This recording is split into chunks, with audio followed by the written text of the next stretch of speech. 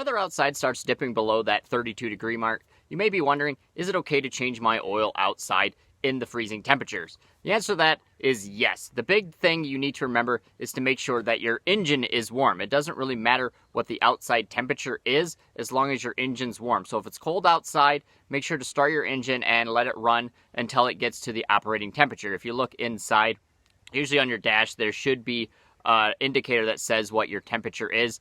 This truck is usually around like 180 degrees Fahrenheit. So once that gets up to that temperature, then you should be good to change the oil. Just make sure you let it sit for a little bit.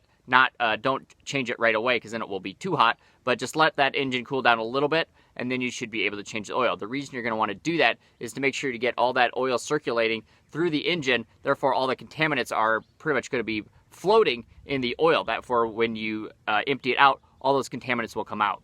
If you decide to change it when it's cold, it's going to be really viscous and it's not going to flow very well out of the tank, and a lot of those contaminants are going to stay in the bottom of the sump. Therefore, doing the oil change when it's cold is really not going to do much for you. So again, if it's below 32 degrees or any temperature, always just make sure you have your engine running to get all those contaminants flowing, get the oil flowing good, get it up to a working temperature, then shut it off, let it sit for about 5-10 minutes, and then you should be able to change your oil, no problem.